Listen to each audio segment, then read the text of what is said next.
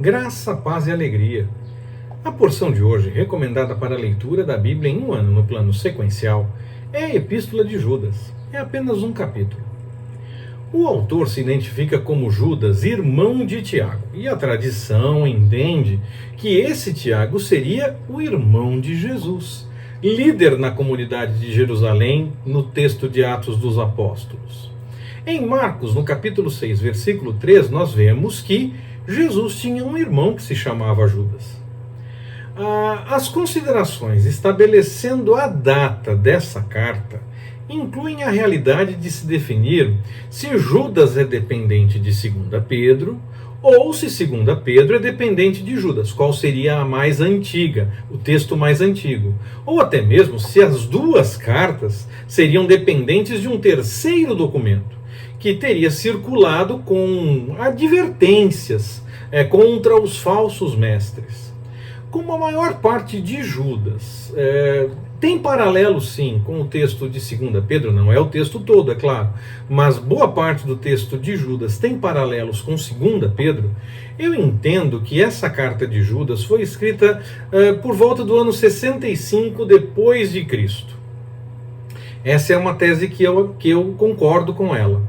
Mas os estudiosos têm várias outras teses, e alguns até dizem que existe a possibilidade da carta ter sido escrita bem depois de 2 Pedro, até mesmo depois do martírio de Pedro, e Judas teria escrito essa carta por volta do ano 80 depois de Cristo, ou até mesmo um discípulo de Judas que escreveu e deixou o texto como se fosse de autoria de Judas, que seria o nome mais conhecido para poder trazer alguma autoridade para o texto.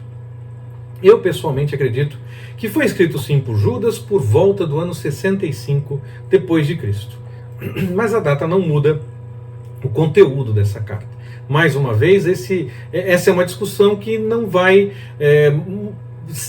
alterar nada para o entendimento do que o texto realmente tem para nos dizer. Não é uma informação que possa mudar alguma interpretação ou dar uma luz diferente para interpretar alguma coisa que esteja na carta. Nesse caso, não. É mais um estudo que se faz apenas para se ter uma ideia do que aconteceu de fato. Pessoalmente, eu fico com a tese de que foi por volta do ano 65 depois de Cristo que esse texto foi escrito. Judas mostrou a urgência em seu propósito ao advertir uma comunidade, em princípio desconhecida de cristãos, contra os falsos mestres. Nós não temos o destinatário original dessa carta. Então, é uma comunidade de cristãos, é uma comunidade desconhecida, ou ela é uma carta que circulou entre várias comunidades. Como 2 Pedro, o texto de Judas também fala a respeito desses falsos mestres que seriam sensuais, pervertem a verdade e estão destinados ao julgamento divino. Eles são chamados de adormecidos no versículo 8, porque eles já teriam tido contato com a verdade do Evangelho e estariam afastados desse conhecimento. Eles conheceram a verdade e estavam ensinando coisas diferentes a partir dessa verdade, com interpretações diferentes a partir do que conheceram. E são expostos por não ter o Espírito no versículo 19. Se eles não conseguem discernir de acordo com o que realmente o Espírito Santo revela, é porque eles não têm o Espírito, eles estão discernindo por conta própria o que os textos estão apresentando, o que as informações trazem, e não estão tendo a devida revelação dada pelo próprio Espírito Santo. A última referência a esses falsos mestres insinua que eles representavam mesmo a si próprios, eles se apresentavam como quem tivesse o Espírito, como se eles tivessem a autoridade para falar realmente em o nome do Senhor. Eles também podem ser os precursores daqueles heréticos que eu já citei em outras mensagens, que ficaram conhecidos no movimento chamado gnosticismo, esse dentro do cristianismo. Há vários movimentos de gnoses, de conhecimento, então esse gnosticismo que eu falo está ligado mais ao cristianismo, e que reivindicavam sim espiritualidade no século II, mas aqui no século I, quando os textos do Novo Testamento são escritos, eles já estavam começando a atuar, as ideias começavam a pipocar aqui e ali, e começava a surgir esse tipo de pensamento. O texto começa e termina com uma afirmação da ação graciosa de Deus em nome dos crentes, ressaltando a preservação divina para com esses, com aqueles que buscam a vontade do Senhor. Mas, entretanto, os próprios cristãos deveriam batalhar pela fé, viver realmente de acordo com a vontade do Senhor. Claro, o Espírito Santo orienta, direciona, mas nós devemos aceitar, devemos deixar de lado a nossa própria vontade. Essa é a nossa grande batalha, é desistir da nossa própria vontade e seguir a vontade do Senhor. As responsabilidades dos cristãos são mais desenvolvidas nos versículos de 20 a 23 nessa carta, por uma série de exortações práticas que vale a pena dar uma olhada, mais uma conferida se você já leu, ler e reler algumas vezes, porque são exortações bem interessantes.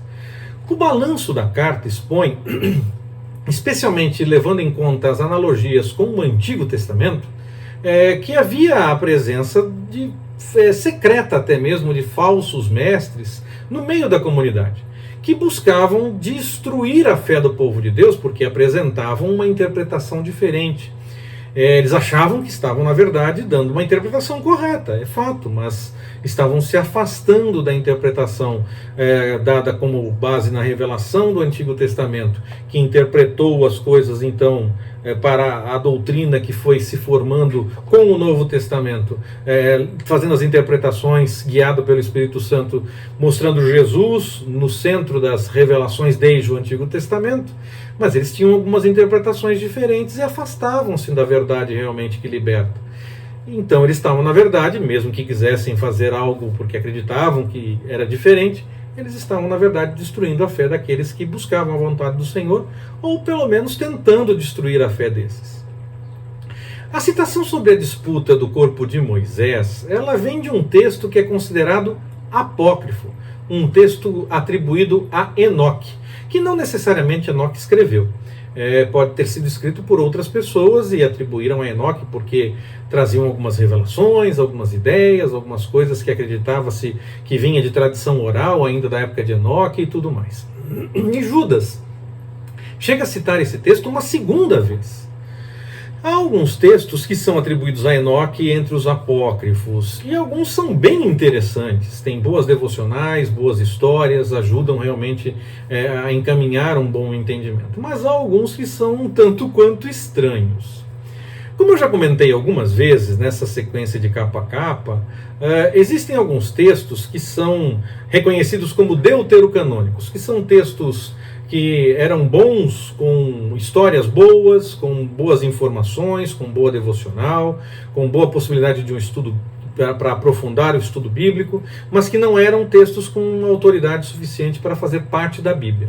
E esses eram considerados deuterocanônicos. E outros textos eram considerados apócrifos, porque eram textos que eram tidos como errados, como heréticos, com informações equivocadas e que não aprofundavam adequadamente o ensinamento. Na verdade, esses livros todos, tanto deuterocanônicos como apócrifos, na verdade são livros como os que nós temos nas nossas estantes. Alguns são muito bons e outros têm informações não tão adequadas. É a mesma coisa, é a mesma ideia. Então, alguns desses livros apresentam sim algumas ideias estranhas. E esses devem realmente ser deixados de lado. Podemos conhecer, porque devemos conhecer tudo, mas se vamos reter apenas o que é bom, o que é estranho nós vamos deixar de lado. Agora, há outros livros que apresentam sim coisas boas. E mesmo não fazendo parte da Bíblia, eles eram até recomendados para facilitar no estudo, para poder ter um bom entendimento, uma boa devocional, conhecer melhor a história que envolvia todo o contexto do texto original da palavra, da Bíblia. Então a citação de um texto assim, no livro de Judas, na Epístola de Judas, mostra que sim, havia textos que não faziam parte da Bíblia, mas que eram reconhecidos como bons. Eles apenas não tinham autoridade para fazer parte da Bíblia, mas eles ajudavam sim, e eram estudados e se conversava a respeito deles. Nós precisamos tomar cuidado em nosso viver e com discernimento do alto, essa é a chave, discernimento do alto. Notar quando há erro, quer em nós, quer em outra pessoa, mas observando os frutos, observando a pregação, observando o testemunho, e não aquilo que me agrada mais, aquilo que eu gosto, aquilo que eu concordo ou não. Eu preciso avaliar com o discernimento vindo do alto realmente, para ver a situação como ela realmente é, para ser sincero na avaliação, para que eu possa ver o que realmente acontece, e não o que mais me agrada, o que mais me chama a atenção. Quando há um erro, ele deve ser declarado, e claro, fica muito claro, quando é um erro declaradamente reconhecido, fica fácil notarmos tanto em nós, quando nós resolvemos aceitar e concordar, ou também fica fácil para que notemos o erro em outra pessoa e tomemos cuidado de acordo com as recomendações da Bíblia.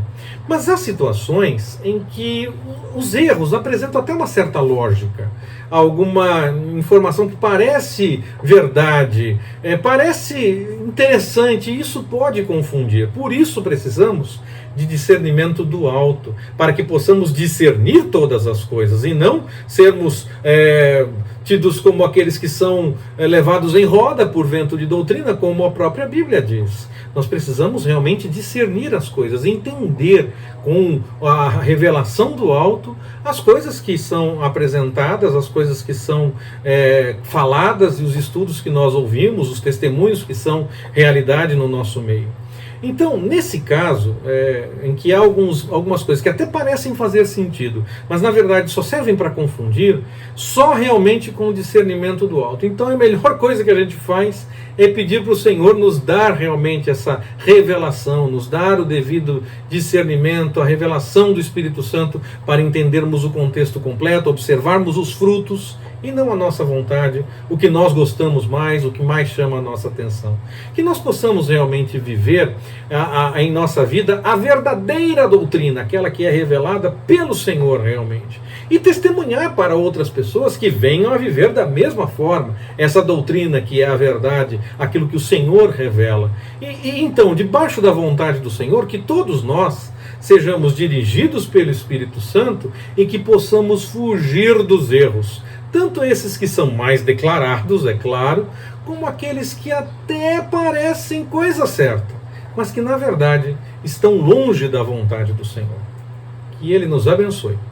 Forte abraço, até mais, permitindo o Senhor.